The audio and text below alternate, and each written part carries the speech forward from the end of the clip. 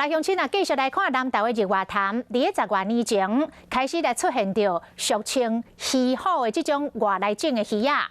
这种鱼啊真歹，无敌人，而且真敖生炭。导管就惊这个鱼虎会冲击到日月潭水中的生态。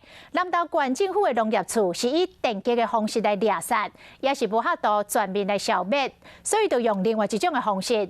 因为这种的鱼啊袂歹食，所以就鼓舞着当地餐厅推出着鱼虎料理，嘛鼓励着渔民去甲猎，它来降低伊生团的速度。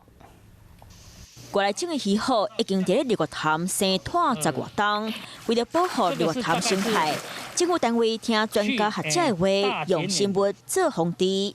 公所甲咱的渔会甲咱的这个县政府做伙做着生物防治，就是将咱这个螺膜放落去潭仔底来食咱的鱼虎。最近2年，政府单位用电的方式来猎鱼虎，不过鱼虎生炭的速度也是真紧。所以呢，咱的县政府甲着咱电力公司渔会。甲着咱的这个公所做伙做着这个电捞的这个动作为了想办法了后，日月潭餐厅业者规起来煮鱼虎的料理，有钱的买使煮鱼汤。第2道鱼五料理就是我们搭配我们日月潭的红茶，再去做的这个咸酥的。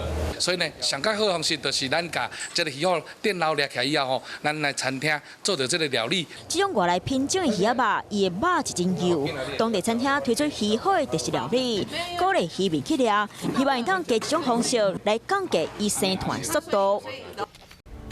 我是陈雅玲，想要跟我一起从零掌握天下事吗？赶紧按下华视新闻 YouTube 频道的订阅按钮，开启小铃铛，跟我一起探讨公共议题，给您最专业的华视新闻。